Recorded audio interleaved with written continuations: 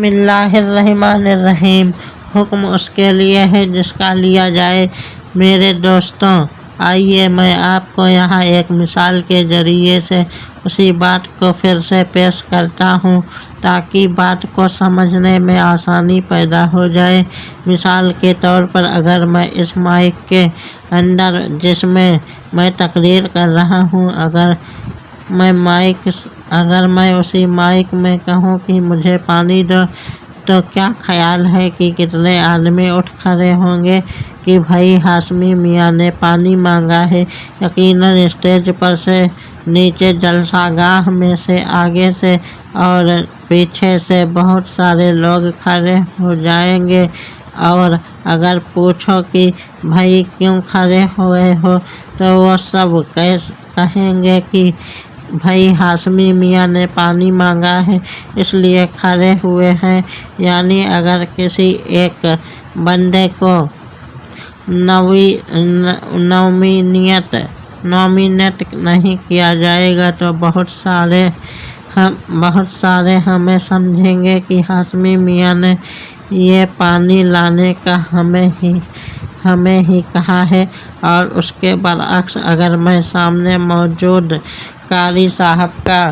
نام لے کر کہوں کہ قاری صاحب مہربانی فرمائیے اور مجھے ایک گلاس پانی تو دیجیے، تو پھر صرف اتنے بڑے مجمع سے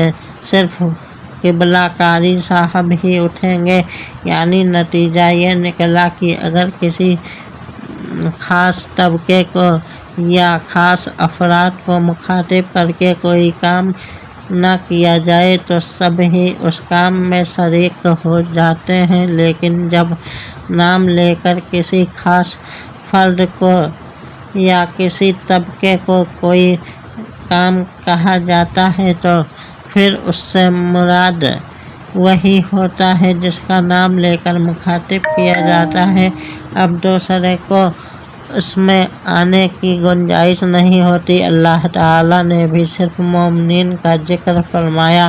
یا ایھا الناس نہیں فرمایا اس لیے کہ سب ہی اس میں شریک نہ ہو جائیں، بلکہ اس میں اگر شریک ہوں تو بس میرے محبوب کی دلیل کے زلفوں کے اسیر ہی شامل ہوں۔ یعنی اللہ تعالیٰ نے فرمایا النبی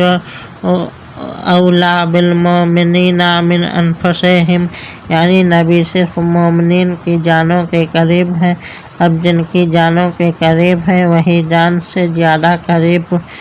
جانتے ہوئے کہہ رہے ہیں یا رسول اللہ صلی اللہ علیہ وسلم، یا نبی اللہ صلی اللہ علیہ وسلم،